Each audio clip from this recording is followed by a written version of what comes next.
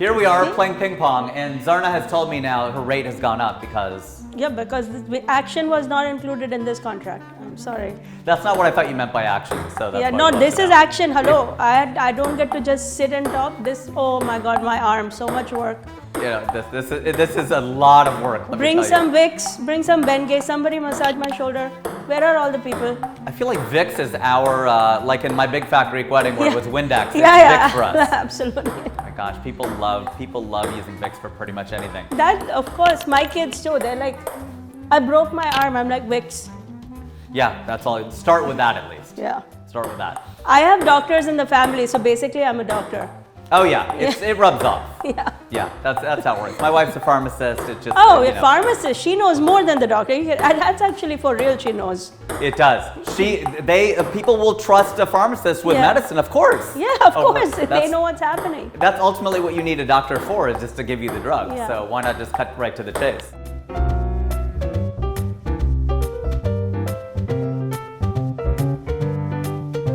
You know, one thing that I found interesting is I hosted a show that I think you actually watched, which was called Desi Chain. Yes. And you know what it was, for the people who are tuning in, I do have to explain this. So what it was on Facebook. It was kind of the 6 degrees of Kevin Bacon. It was a way of connecting our community to see, like, if you know this person, do you know that person? Can you bring them into the Zoom? And it started in the Jewish community. They brought it to the Desi community. It's still going strong in the Jewish community. Didn't quite take off in our community, and I think there were some reasons for it.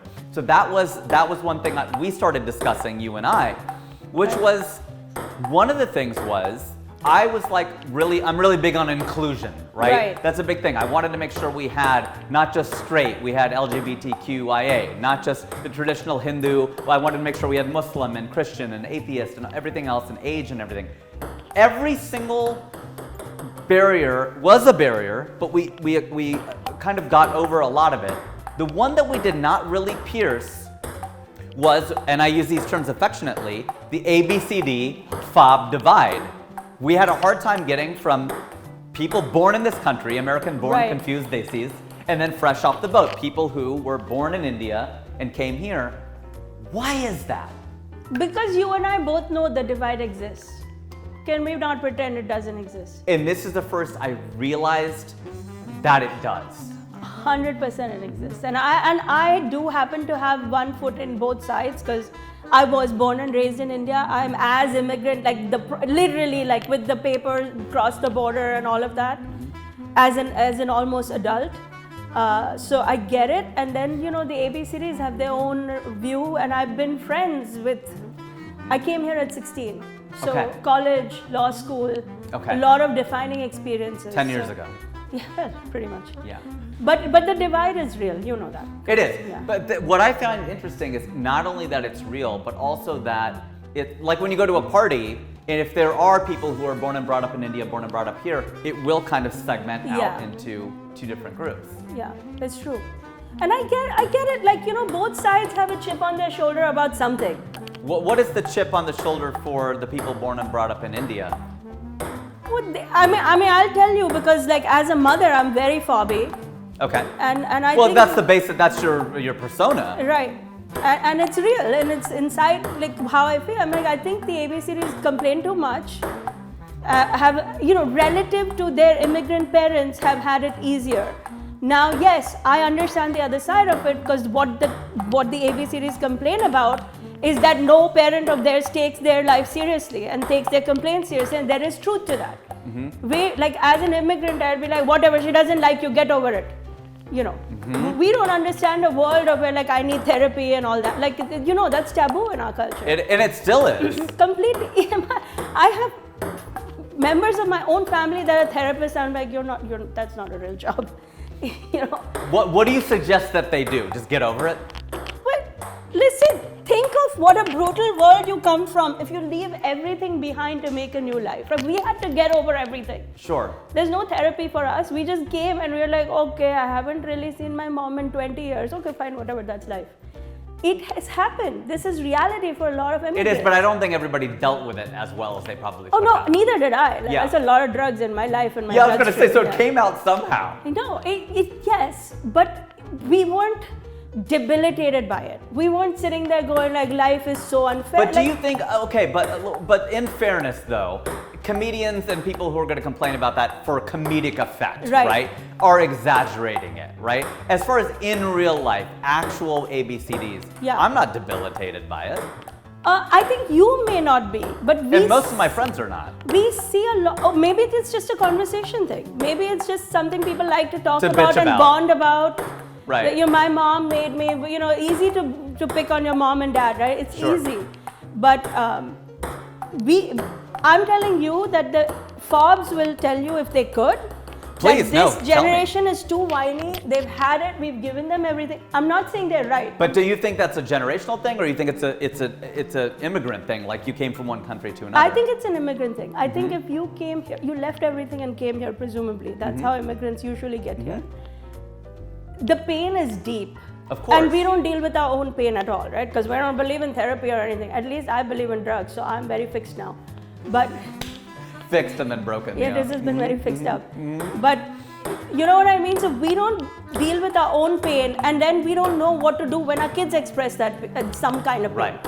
It's a different pain, but a pain nonetheless. So we think, well, I powered through 30 years of being miserable. What's your issue? But we don't want to be miserable. That's the thing, and that's where being American comes in.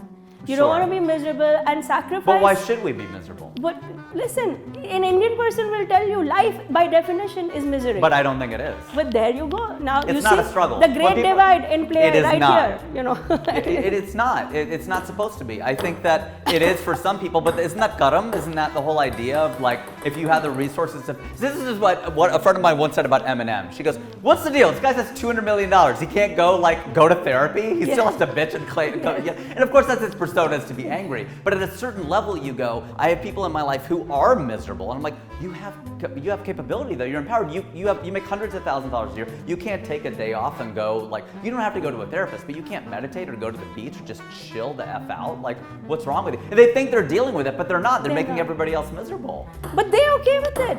But that they shouldn't be okay with it. See, this is the thing. I mean, listen, not a single Indian mother did comedy, and they were like, okay, we don't laugh. As a people, we don't laugh. Do you find that's true? Yes. Okay, so because when I tell them you are in here, you laugh for free. Now you already paid the ticket. The laugh is free. You may as well laugh. Relax. And they're like, oh. Like you see them recoiling, they're like, oh, yeah, okay. They're thinking about it. They're thinking about whether they should laugh. Is that unique to Indians? I think so. To South Asians, whatever you want to call us? I think so. I think our culture is actually afraid to laugh. Why is that? There's so much guilt. There's so much baggage. Like if you're happy, but every something's culture wrong. has guilt and baggage. The Catholics have more guilt than anybody. Yeah, but they drink. So then they're like, fine, okay, we have a good day, mate. Like what's a good day in the Indian culture? What's a good day? Yeah, like your parents having a good day. Like I'm sure it's not including like mom and dad going to the pub. No, of course it's not. If you're gonna sit but that's their problem. That's what I'm saying. Like culturally, they should come to the comedy club and laugh. That's where we can agree. Totally. That's where we can totally agree. Exactly. So it's a thing. And I just think that there's this whole idea of people thinking that they're handling stuff. And this isn't just Indians, this is in general. People have this thing where I need to win some points here. Okay, if you want to keep track. I mean, trust me, no one wants to keep track against me. Okay, I am gonna keep track. Everything is tracked. See that? Oh, I'm not gonna keep track. You see what he just did? That's what I'm showing you why you don't want to. So I take you down now, bitch. I can also talk like this. That's how you know we're having a good discussion, because if I start losing the discussion, I just start winning at ping pong. I'm like, all right, the hell with this. See that? See this? Yeah, that's exactly okay. Yeah, now we're going to play my way. Okay, I will hit the ball from here. That's cheating. Oh, I see. I was like, how do we cheat? Okay. And we don't even need the table. We don't even need the table. Okay, that is the point. Don't you guys come at me with the rules that I make the rules.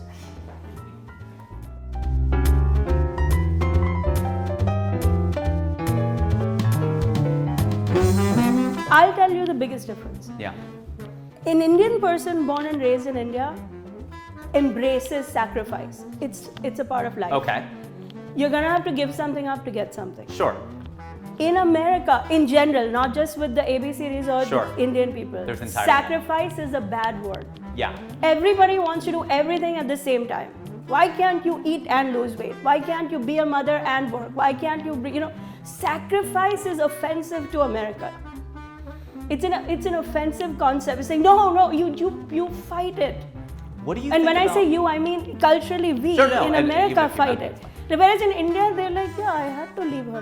No, she has to leave. I have to make my life.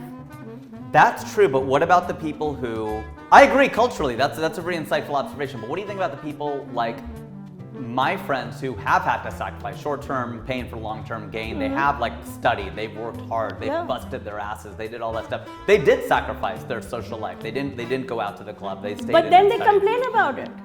See, that's the thing. The Indians are like, okay, we sacrifice. See, I don't think my there is friends no do. other way to live. I don't think my... Like if you can, okay, you are friends with the Hassan Minhaj. Yeah. How much he whines in his comedy? We will not get into it, but like my mummy left me. No, let's get into it. She didn't leave him to go surfing in Hawaii. Right. She went to India. She had to finish her education. I'm trying to imagine his mom surfing in Hawaii, but yeah, that would be... But you know That's what I amazing. mean? Like half of his homecoming, the Homecoming came. special, is his parents did this, and I get it. He's exaggerating all of that. I get it, but it's somewhere in the root of his. Oh, I didn't know I had a sister. Okay, we forget. We do forget. The Indian auntie. I told you I forget myself how many kids I have. Like I'm alone. I have nothing. You're trying to keep him alive because in America, like you have to also. Yeah. You know. Yeah, you get in trouble here. Even the girls, like you gotta keep them alive, you gotta keep, Yeah. like it's a lot for a person. Or on transition them. So, you know, it's, an Indian person from India is not complaining about that. That's not to say they're not complaining. They're not complaining about that. What do they complain about? They complain about the kids. How much more do they want? We gave them everything. He has a room. I never had my But own isn't that room. what a generational, isn't every generation, that's the point? Like I want Naveen to, but I don't want my kid to have the best of everything. This is a big thing with me. They're like, oh, I want my kid to have the best. I'm like, no, not necessarily. Good enough's good enough. Like he can go to public school. So your good enough is based on the threshold that you grew up Yeah, with. I want it to be better than what I had. Think of but- what good enough was for us. So the threshold is here.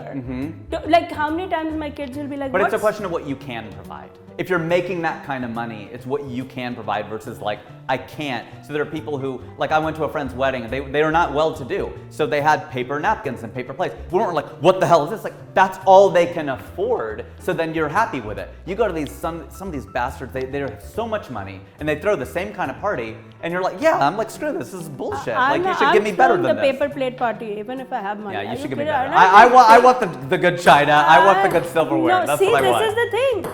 I'm like, yeah, Because I have the because money, you but can I don't give want to it. spend it. Now I'm spending it on your sorry ass to my kids. I'm like, what have you done? Nothing. Go sit down. But they're kids. They're not adults yet.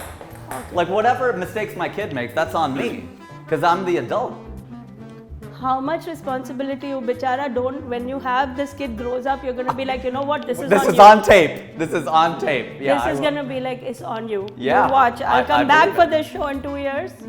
You're going to be like, you threw up on that woman in the airplane. Yeah. It's on you. It's on me. Well, it's actually- literally on her. It's on her.